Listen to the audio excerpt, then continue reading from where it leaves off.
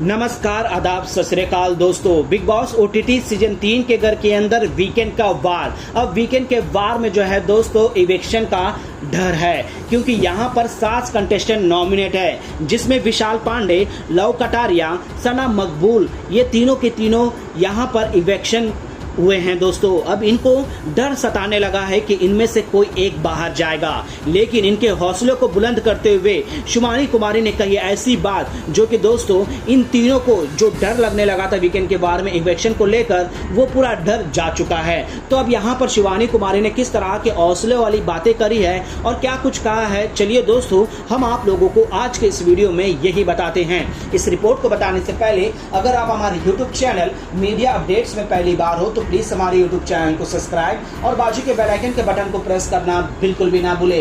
Big boss OTT season 3 के घर के अंदर 207 कंटेस्टेंट नॉमिनेट है, जिसमें अरमान जो कि लीडर ऑफ द हाउस थे, उन्होंने 4 सदस्यों का नाम लिया, जिसमें कटारिया, सना मकबूल और विशाल पांडे और सना सुल्तान का नाम शामिल थे। तो वहीं पर जो है दोस्तों बिग बॉस के द्वारा नॉमिनेट किए गए 2 सदस्य अरमान मलिक को जो पूरे सीजन के लिए नॉमिनेट है, तो वहीं पर जो है दोस्तों अदनान शेख जो कि घर के वाइल्ड कार्ड है और उन्होंने जो है दोस्तों बाहर वाले के पद का सही तरीके से इस्तेमाल नहीं किया, इस वजह से वो भी नॉमिनेट हुए।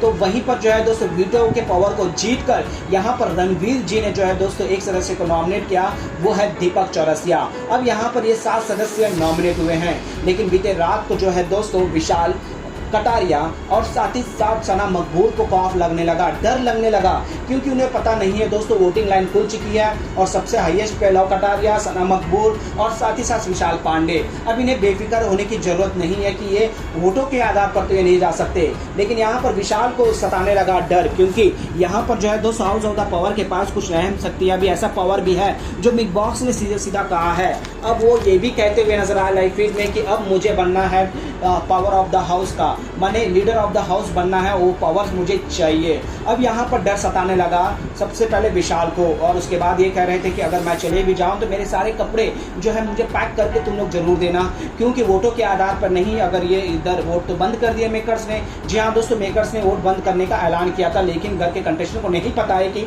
वोटिंग लाइन खुल चुकी है।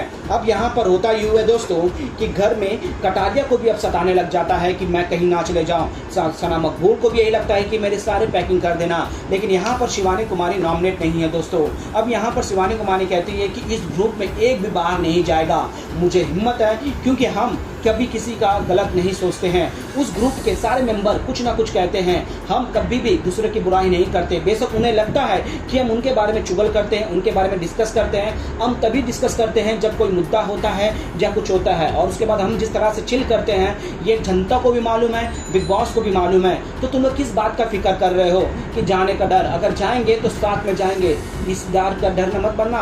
और हौसला बुलंद करते हुए जो है दोस्तों कुछ बातें कहती है, और जो खाना बनाती है स्पेशल खाना, वो खाना भी खिलाकर उनको जो है दोस्तों हौसला करती है, और बताओ तो मेरे लिए मैं क्या लेके आऊँ, अगर तुम लोग इस तरह से डल हो जाओगे तो मैं टूट जाऊंगी, मैं इफेक्ट हो जाऊंगी, मैं यहाँ से चले जाऊंगी। इस तरह बोलते हुए शिवानी कुमारी ने जो है दोस्तों उनके जज्बात, उनके हौसले को बुलंद किया और एक दोस्ती का फर्ज निभाते हुए नजर आई है दोस्तों।